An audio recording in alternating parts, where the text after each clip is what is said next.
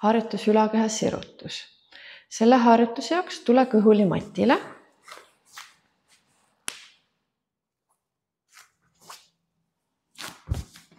Jäta peopesad matile.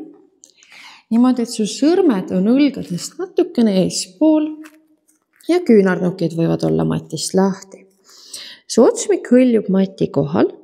Su jalad on taga pikad ja su alaselg on neutraalses asendis. Kui sul on alaseljaga probleeme, see tekitab sulle pinget, sul esineb seal alaselja valusi, siis sa võid õige kergelt saata oma istmikuluid kandade poole, et julgustada alaselga olema pikas asendis ja vältida ülaselja tõstet tegemist alaseljast. Me hakkame ülaselga sirutama, ehk siis rinnalülisi.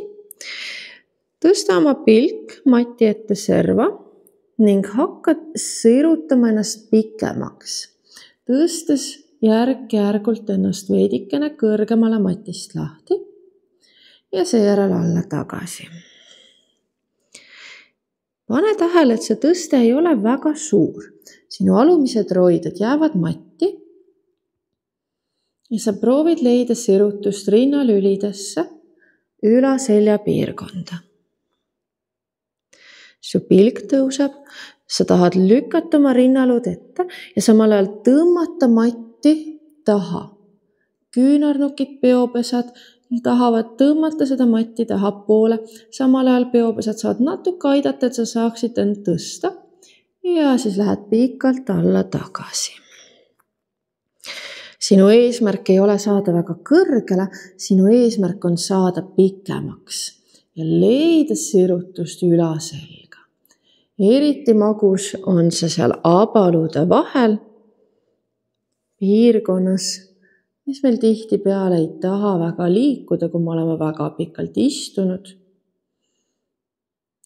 arvuti taga, istunud autoroolis, istunud kodus diivani peal.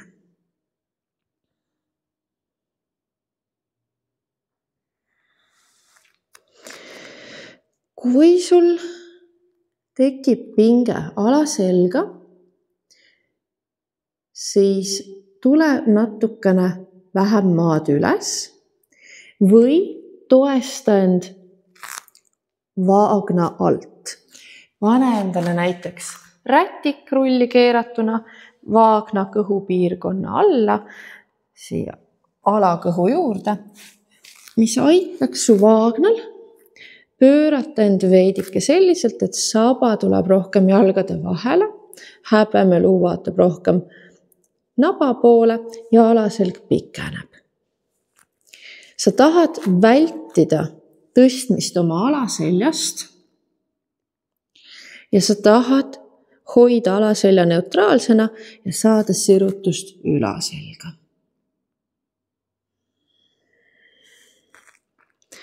Et seda harjutust muuta veidikene samm raskemaks, tule üles ja lihtsalt püsi selles asendis.